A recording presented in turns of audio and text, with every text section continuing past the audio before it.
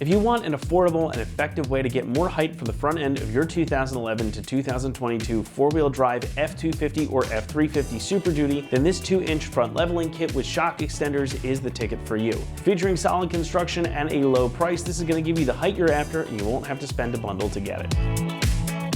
Starting out with the most important part of any lift or leveling kit, this is going to give you 2 additional inches of height in the front end of your Super Duty. That means you can fit some beefy 33-inch tires with this installed. And as there is not a radius arm bracket included in this kit, you're not going to be able to fit 35-inch tires without additional modifications, so we recommend sticking with some 33s for this kit. And the kit consists of 2 main components. The first are a set of spring spacers, which are what give you the additional height. They slip right into your springs mounting points and effectively make them taller. The other component here are the shock extenders that attach at the bottom of your front shock absorbers to make them taller as well, and that's going to help accommodate the additional height. This means that you'll basically get stock ride quality, but your truck will sit 2 inches higher in the front end than it did in its original form. So there's going to be no forward rake and the truck will sit pretty evenly front to back. Now that also means some additional ground clearance and room for those larger wheels and tires. So it's effective and it's very simple.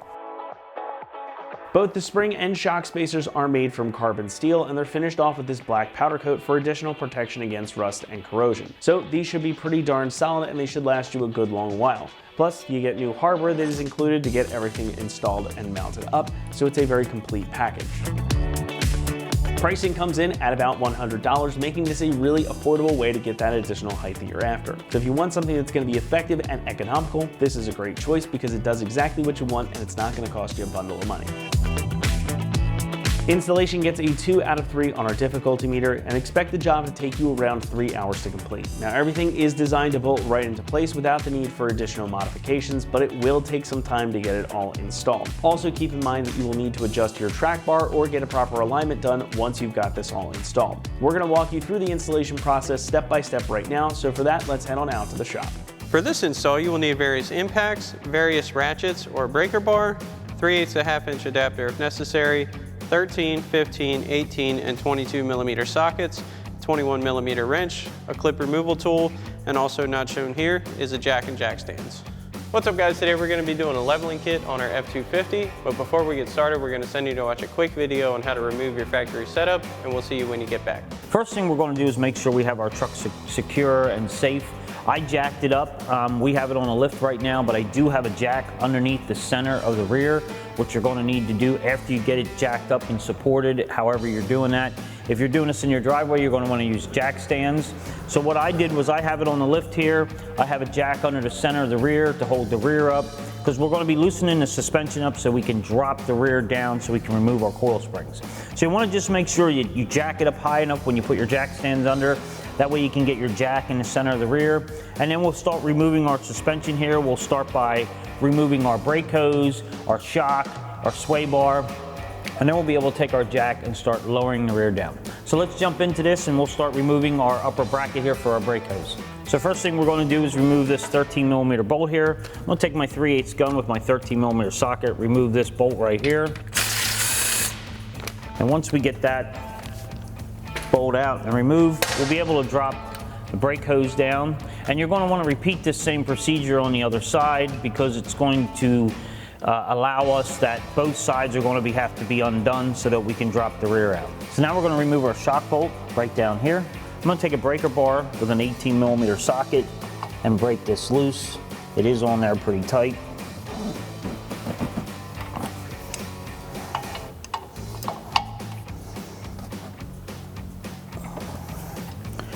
And once I get it loose,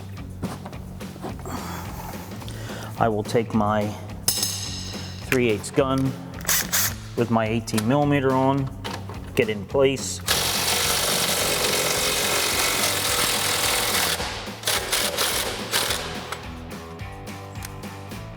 And then I'll ratchet this the rest of the way out. I'll take my 1/2-inch drive now with my 18 millimeter on it and just ratchet this out the rest of the way.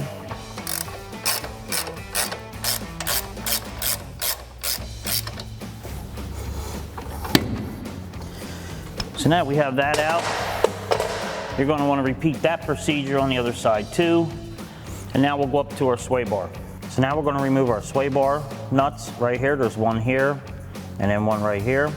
I'm gonna take my 15 millimeter, my 3/8 gun, loosen these up, then loosen the other side up, then we'll drop the sway bar down.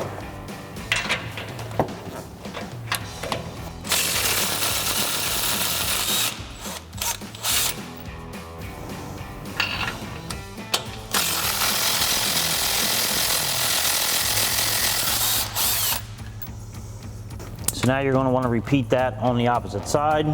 So now I have the other side disconnected too. I'm just going to pull our sway bar down. You're going to want to be careful. This thing can be a little bit heavy, but it should just fall down just like that, which will allow our rear to drop down then. So now we're going to take our clip removal tool. We're going to pop off this clip here. This is going to allow the rear to hang down. It's kind of pulling tight on this already. So I'm just going to pop this off.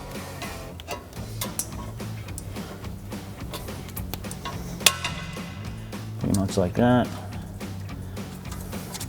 Get that out of the way. And then our vent tube on our rear here, I'm just going to twist and pull up and remove that. That will allow our rear to hang down when we start letting the jack down. So now we have everything disconnected, our shock, our front sway bar links on both sides. I have my shock removed on that side. I unhooked our connectors here for our vent tube. Our brake lines are disconnected. We're going to be able to take our jack and just start lowering the rear down. That's going to loosen up these springs and let these springs come out, and then we'll remove our springs. So now we have our rear drop down. We're going to be able to easily grab our spring, pick it up, and remove it right out of the location. So now that I have our coil spring removed, we're just going to look at our pad down here and notice that there is a notch right here where my finger is. This notch is where when we put the coil spring back in, you're going to want to make sure that the bottom of the coil rests down inside here, so that you don't want to have it spun around, because it is meant to seat in here so it doesn't spin. So just make sure when you put it back together, you put the bottom of the coil right into there. You'll see it fits right into that slot. So now we're going to remove our bump stop. I'm going to get up in here with a screwdriver, pry this baby out, like so. Now we're going to remove our cup that holds the bump stop in. I'm going to take my 10 millimeter on my 3/8 gun, get up inside here. There's a nut, or a bolt, I should say, right here. We're going to remove that.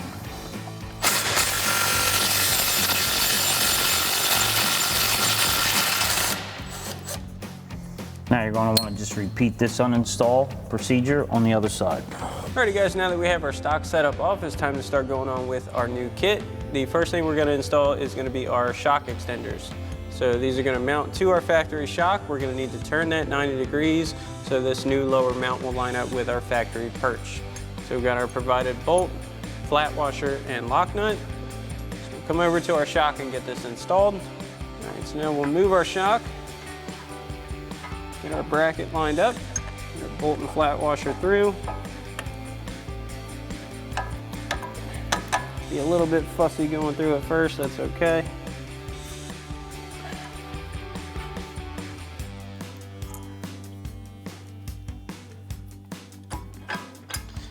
Get that through. We get our lock nut on the back. We can also turn this at our 90-degree angle. Now we're not going to tighten these just yet, because we want to get everything mounted back up before we tighten these to ensure our bushing isn't damaged in the process. Now once you've got this side loosely installed onto your shock, you can do the same thing for the other side, and we'll come back and install our spacers with our factory springs. Alright, so our next step is going to be to install our spring spacer onto our factory spring. So we're going to put this into our isolator like so, and we're going to get our spring up into place. It's going to go right back where it went from factory. So you want to make sure to line that bottom coil up with its stopper. We're just going to set this in its housing area for now, and we'll do the same thing on the other side. Then we'll use our jacks to bring that up to capture our springs in place.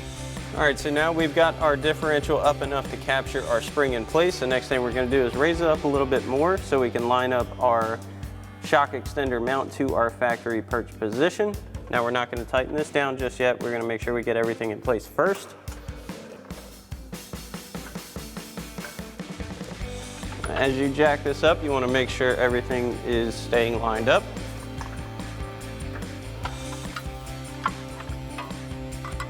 get our factory bolt. See if that'll go through yet. One more little pump. And we'll get this through. Now before you push your bolt all the way through, you want to make sure you get your capture flag nut on the back side of this. You can even start it by hand, just enough to hold it in place. Make sure that's not going to go anywhere. And once you've reached this point, you can do the same thing for the other side. So now that we have both sides in, we're going to come in with our 18mm socket on our ratchet and just run this bolt in. And we're going to bring in our larger ratchet to tighten this all the way down.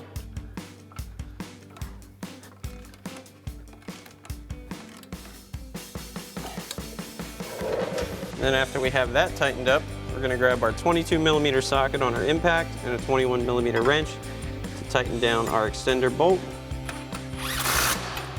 And once you got this side tightened up, you can do the same thing for the other side. Then we'll reinstall our brake line bracket and our sway bar.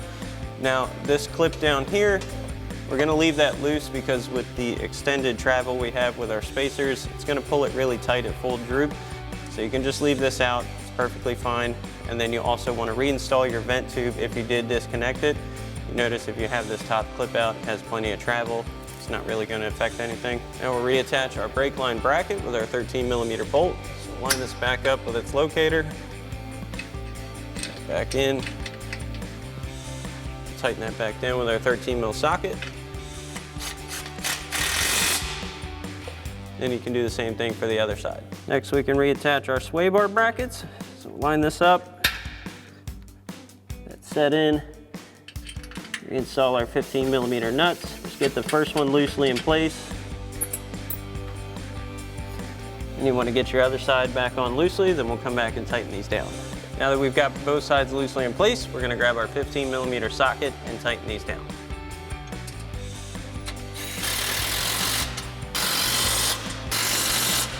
Now once you've got this side back on, you can repeat the same process on the other side. Always remember to torque your hardware back down to the manufacturer recommended specifications. Alrighty folks, that about wraps up our review and install of our 2-inch front leveling kit with shock extenders for your 11 to 22 4-wheel drive F-250 Super Duty. Thanks for watching, and as always, for everything F-250, keep it right here at AmericanTrucks.com.